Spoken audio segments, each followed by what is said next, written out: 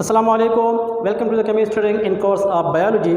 आज जो हमारा टॉपिक ऑफ स्टडी है वो है the abnormalities of the thyroid glands या disorder of the thyroid gland. उसके अंदर हम दूसरा नंबर पढ़ते हैं हाइपर थायराइडिज्म का, यानी हाइपर थायराइडिज्म इसकी एक बहुत इम्पॉर्टेंट डिजीज़ है जो एबनॉर्मलिटी है कि जिसके अंदर नॉर्मल अमाउंट ऑफ हार्मोन वो ज़रूरत से ज़्यादा इंक्रीज़, ज़रूरत से ज़्यादा सीक्रेट होना शुरू कर लेते हैं। उसके भी कई वजूहात होते हैं। अगर आप पिछली वीडियो को देख चुके हैं तो यकीनन आज का वीडियो है इसको आप बेहतर समझते होंगे, क्योंकि हाइपर थायराइडिज्म और हाइपोथायराइडिज्म में यही तो फ़र्क है कि हाइपर इंक्रीज़ को कहते हैं जबकि हाइपो डिक्रीज़ को कहते हैं। ये जो आज हम टॉपिक पढ़ रहे हैं वो है द हाइपर थायराइडिज्म। अब देख लीजिए कि normal the follicle cells contains the normal amount of thyroxine and triiodothyronine and calcitonins. If the T3 and T4 kind of hormones their secretion increase from their normal value, अगर इसकी normal value से ज़रूरत से ज़्यादा increase हो जाती है तो फॉर एग्ज़ाम्पल यहाँ पर इस डायग्राम में देख लीजिए कि अगर 100 ग्राम आयोडीन चाहिए T3 और T4 को, अगर ये 100 से ज़रूरत से ज़्यादा इंक्रीज़ हो, तकरीबन 110, 120, 150 तक ये बढ़ जाते हैं, जिसमें आयोडीन के नंबरात ज़रूरत से ज़्यादा हो गए तो यकीनन T3 के पास 3 आयोडीन होते हैं, T4 के पास 4 आयोडीन होते हैं। अब ज़रूरत से ज़्यादा आयोडीन है तो क्या ये नंबरात ये गेन कर लेंगे? नहीं, ये ज़्यादा से ज़्यादा आयोडीन बनाना, ज़्यादा से ज़्यादा हार्मोन बनाना शुरू कर लेंगे। अब ये नॉर्मल लिमिट से ज़्यादा हो जाएंगे तो यकीनन जिस्म पर असरात आना शुरू हो जाते हैं और उसी असरात को हम कहते हैं कि the abnormalities of hyper thyroidism. उसके बाद जो ये हम यहाँ पर ये सिंबल्स में यूज़ कर लिए, 2 सिंबल्स जिसको मैंने अपग्रेड किया हुआ है, ये हाइपर के लिए यूज़ होता है। पिछली वीडियो में मैंने इस तरह के 2 निशानात ऊपर तक लगाए थे, वो थोड़ी सी गलती है उसमें, उसको आप लोअर डाउन कर सकते हैं, यानी वो हाइपोथायराइडिज्म उसको हम पढ़ चुके हैं। ये करेक्शन ज़रूर कर लीजिएगा। उसके बाद यहाँ पर देख लीजिए कि there are 2 kind of effects of this hyperthyroidism on your body.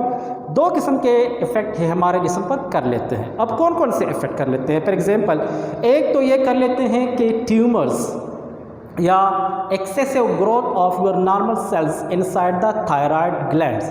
For example the excessive growth of the follicle sales. उसी तरह नोड्यूल्स फॉर्मेशन, नोड्यूल्स कहते हैं कोई आउटग्रोथ फॉर्मेशन, कोई rounded structure inside thyroid gland वो form होता है, उसको नोड्यूल कहते हैं। ये एक किस्म का कैंसर है, एक्सेसिव ग्रोथ किसी चीज़ को होता है। फॉर एग्जांपल कि ये एक कॉमन सिंगल सेल है, अब ये डबल होना शुरू हो गए, फिर उसके बाद 2 गुना बढ़ गए, 5 गुना, 10 गुना, हत्ता कि एक एक्सेसिव ग्रोथ इसका बढ़ गया। इसको हम कहते हैं ग्रोथ। किसी सेल्स का नॉर्मल से ज़रूरत से ज़्यादा तजावज़ कर लेना तो उसको एक्सेसिव ग्रोथ कहते हैं। लेकिन अगर ये नॉर्मल लिमिट में ग्रो करते हैं तो फिर जनरली इसको ग्रोथ कहा जाता है। अब क्या है, sales become more active this time. अब यहाँ पर कोई चीज़ तो है जो इसको यहाँ पर से धक्का दे रहा है, यही हार्मोन है जिसकी ओवर सिक्रीशन होने के बाद इस सेल्स को ये ज़रूरत से ज़्यादा बढ़ाते हैं और इसकी ओवर सिक्रीशन वो मज़ीद ज़्यादा से ज़्यादा होना शुरू हो जाती है। So increase in numbers non inhibitory signals comes here to control this overgrowth, यानी कोई इनहिबिशन नहीं आता ताकि इस प्रोसेस को कंट्रोल कर ले, जिसकी वजह से ये मसला आपका एक कैंसर की शक्ल इख्तियार कर लेता है, जिसको हम थायराइड कैंसर कहते हैं। फिर उसके बाद जो है इसका ट्रीटमेंट काफ़ी मुश्किल होता है। अगर इसका ट्रीटमेंट देख लें तो फिर इनिशियल बेसिस में इम्कानात होते हैं, लेकिन जब इसके बाद हम देखते हैं तो फिर ये और ज़्यादा नुकसानात क्रिएट कर सकता है।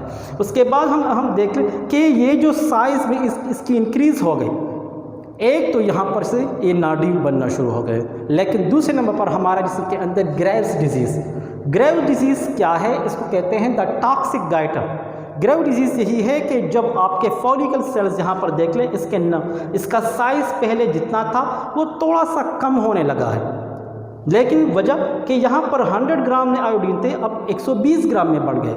अब यहाँ पर इसकी साइज़ थोड़ी सी चेंज होती है, जैसे आपकी पिछली वीडियो में हमने बताया इन्वर्सली प्रोपोर्शनलिटी पाई जाती है, लेकिन वो हाइपोथेटिकल था। यहाँ पर भी हाइपोथेटिकली ही कहते हैं कि इसकी साइज़ थोड़ी थोड़ी सी कम हो जाती है, लेकिन हार्मोन्स की सिक्रीशन ज़्यादा और आयोडीन की कंसंट्रेशन ज़्यादा हो जाती है।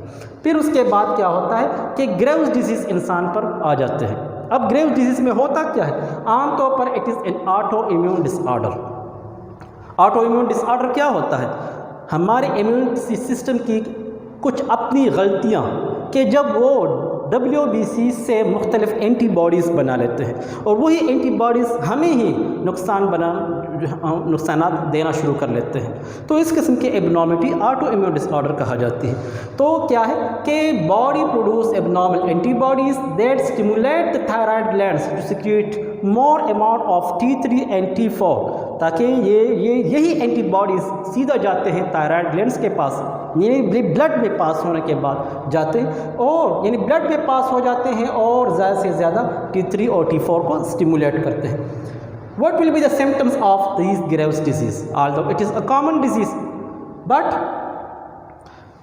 एक्सोप्थेल्मिया इसका फर्स्ट डिजीज है। प्रोट्रूडिंग आईज, जिस्म के पार्ट्स की स्वेलिंग करना शुरू कर लेते हैं, लेकिन mostly the neck region as well as the face reason.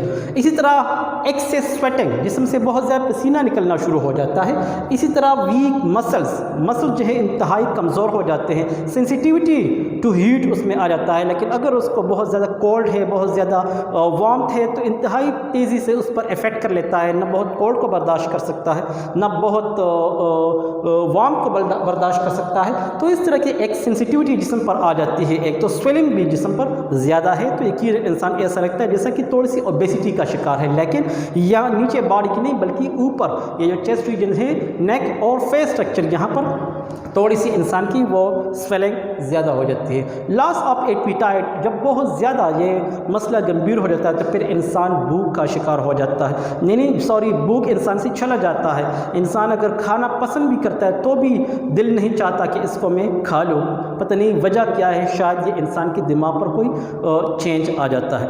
उसके बाद एक और हम देख लेते हैं कि what is the general function और हाइपरथायराइडिज्म कोई ऐसे फंक्शन भी कर लेता है तो शायद जिस्म के लिए मौजू, शायद ये जिस्म के लिए इसकी वजह से शायद कुछ फ़ायदे भी हों या नुकसानात तो हमने देख लिए, अब नुकसानात तो है ही लेकिन शायद कुछ फ़ायदे भी हों।